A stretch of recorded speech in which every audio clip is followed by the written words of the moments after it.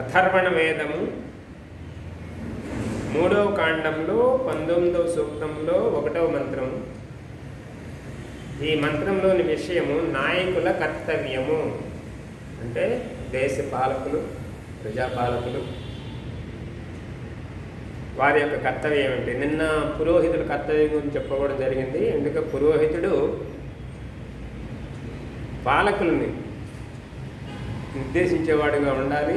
ఎందుకంటే అతడు బ్రహ్మజ్ఞానం కలిగినటువంటి వాళ్ళు. రాజు పురోహితులుగా ఉండాలనేది విషయం నేను చెప్పుకున్నాం. ఈరోజు నాయకుల కర్తవ్యం. ఓం సమహమేషాం రాష్ట్రం స్యామి సమోజో వీర్యం బలం ప్రేష్టామి శత్రూణాం బాహుననేన హవిషాహం. ప్రతిపదార్థం. ఏషాం ఈ క్షత్రియుల రాష్ట్రం రాజ్యమును సంస్యామి సమృద్ధవంతముగా శక్తివంతముగా చేయుదును. ఓజః ఓజమును, వీర్యం వీర్యమును, బలం బలమును, సంస్యామి పెంపొందించెదను. అనేన హవిష దేశ రక్షణకు తమ సర్వస్వము అర్పించునట్టి ఈ హవ్యముచే శత్రువునాం శత్రువుల బాహువులను అహం నేను వృష్టామి కత్తిరించెదను. అంటే వాడి శత్రువుల్ని సంహరిస్తాననేది ప్రతిపదార్థం చెప్పారు. ఇందలి భావార్థం. దేశవాసులలో దేశభక్తి, బల వీర్యములు, తేజస్సు, ఓజస్సు, ఉత్సాహము మొదలగు సుగుణములు వృద్ధిపరచుట, శత్రువుల దురాక్రమణ నుండి దేశమును రక్షించుకునుటకు పోరాడునట్లు ప్రజలను సంసిద్ధపరచుట దేశ నాయకుల కర్తవ్యము. కింద ఒక వాక్యం ఇచ్చారు. ప్రతి వ్యక్తిలో దేశభక్తి అవసరము.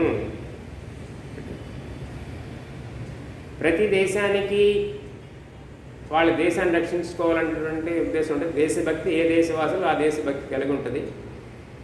అయితే ఇక్కడ ఏంటంటే పరమాత్మ ఏం చెప్తున్నాడంటే రాజ్యంలో ఆ యొక్క దేశంలో ఉన్న జ్ఞానం రక్షించుకోవాలి, ధర్మాన్ని రక్షించుకోవాలి. ఆ దేశవాసులకు ఆ దేశంలోని సంస్కృతి పట్ల పూర్తి అవగాహన నుండి సంస్కృతిని సాంప్రదాయాలను రక్షించుకోవాలి.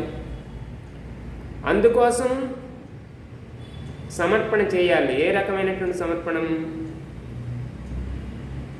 రాజు ఆ ప్రజలకు అనుకూలమైనటువంటి జీవన విధానం కానీ సంస్కృతులను కానీ కాపాడటం కోసం రాజు ఆ శత్రువులను సంహరించాలి. ఇందులో ఇలా సంహరించడానికి కావలసినటువంటి శక్తి ఏమిటంటే ఒకటి ఓజస్సు, వీర్యము, బలము 3 ఉండాలి. వీటినే ఆహుతులుగా చేసుకొని, ఇక్కడ ఆహుతులు అంటే ఇదే ఆహుతులు చేసుకుని దేశాన్ని రక్షించాలి. ఓజస్సు అంటే జ్ఞాన తేజస్సు, జ్ఞానం అంటే భారతదేశానికి పరమాత్మ ఋషుల ద్వారా అందించినట్టు వేద జ్ఞానం ఉంది.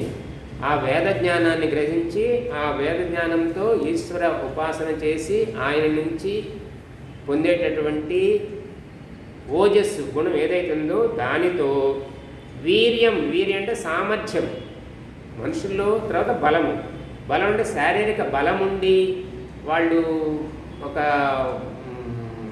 అంటే సామర్థ్యాన్ని ఉపయోగించుకోకుండా సోమరులుగా ఉండేవాళ్ళు ఉంటారు. బలవంతులు సోమర్ధనంగా ఉంటారు. అది వీర్యం కాదు. వీర్యం అంటే సామర్థ్యం. తను చేసే కర్మలలో సత్ఫలితాన్ని పొందడం కోసం చేసే సామర్థ్యం, అది వీర్య గుణం. ఈ ఓజోగుణము, వీర్యము, బలము ఇవన్నీ పెంచుకోవాలి. ఎందుకంటే తన ధర్మాన్ని, సంస్కృతిని, సంస్కృతిని, ధర్మాన్ని కాపాడటం కోసం, శత్రువుల నుంచి దేశాన్ని రక్షించుకోవడం కోసం మనం శత్రువుల పైన శత్రు సంహారం చేయాలంటే బాహువుల యొక్క బలం ఉండాలి శత్రువులను నశించేయడం కోసం. అందుకోసం ఎప్పుడు మనం పోరాటం చేయాలి. మన దేశం అనుభవం పొందింది. సుమారుగా 900 సంవత్సరాలు మన దేశం విదేశీ పాలనలోకి పోయి దాని కారణంగా మన భాషని, మన సంస్కృతిని, మన ధర్మాన్ని కూడా పణంగా పెట్టి జరిగింది. దాని దేశాన్ని కాపాడుకోవటం అంటే ఈ మూడింటిని కాపాడుకోవటం. ఆ కారణంగా విదేశీయుల యొక్క సంస్కృతి, వాళ్ళ యొక్క మత ప్రాబల్యం భారతదేశంలో పడి మన మూలాన్నే మర్చిపోయేట్టుగా చేసింది.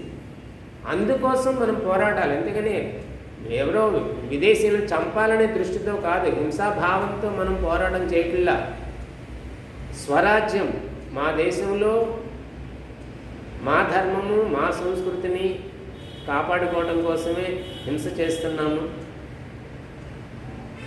అధర్మంలోని నశింపజేయడం కోసం హింస చేస్తున్నాము. కాబట్టి అది మనం ద్వేషభావంతో చేసేది కాదు, దేశభక్తితో చేసేది. కనుక ఆ రకంగా మనము మన నాయకుల్ని కోరాలి ఈ విషయంగా. మాకు కావాల్సింది మీ నుండి ధనము, సంపదలు కాదు, ఈ యొక్క సంస్కృతి ధర్మాన్ని కాపాడడం కోసం మీరు పోరాటం చేయండి శత్రువుల మీద. నాయకులను కోరవలసింది అది, నాయకుల కర్తవ్యం కూడా అదే. ఓ